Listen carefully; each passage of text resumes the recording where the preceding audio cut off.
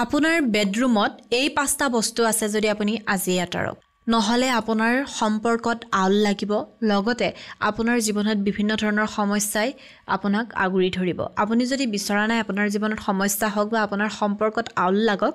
তেনে ক্ষেত্ৰত আপুনি আপোনাৰ বেডৰুমৰ পৰা এই পাঁচটা বস্তু আজি আঁতৰাওক আপুনি যদি জানিব বিচাৰিছে যে আপুনি আপোনাৰ বেডৰুমৰ পৰানো কি পাঁচটা বস্তু আঁতৰাব লাগে তেনেহলে ভিডিওটো শেষলৈকে চাব লাগিব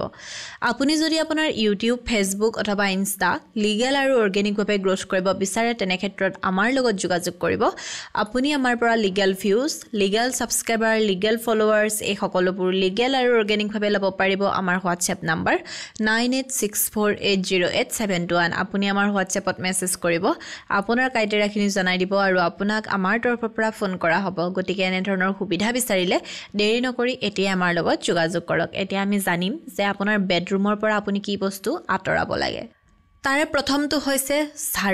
ঝাৰুত মা লক্ষ্মী থাকে গতিকে আপুনি আপোনাৰ ঘৰৰ ঝাৰুপাত কেতিয়াও বেডৰুমত নথব ঝাৰু বেডৰুম পাকঘৰ তেনেকুৱা ঠাইত কেতিয়াও থব নালাগে আপুনি আপোনাৰ ঘৰৰ ঝাৰুপাত যদি আপোনাৰ বেডৰুমত আছে আপুনি আজি আঁতৰ কৰক আৰু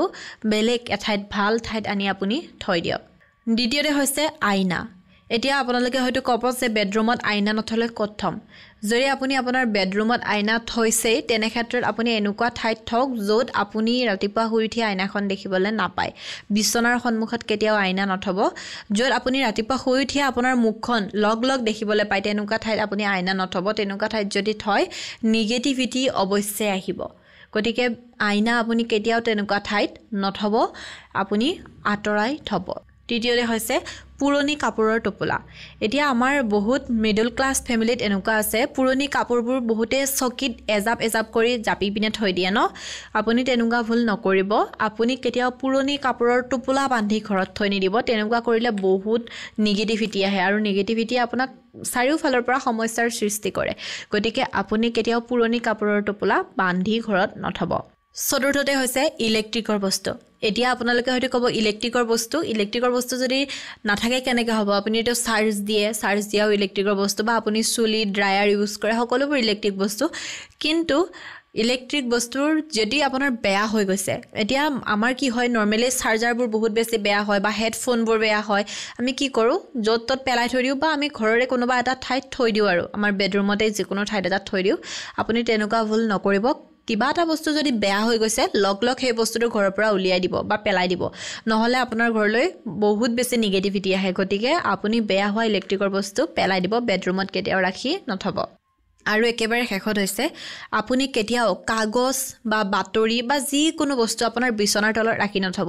এতিয়া বহু মানুহৰ এনেকুৱা অভ্যাস আছে কি কৰে বিছনাৰ তুলিৰ তলত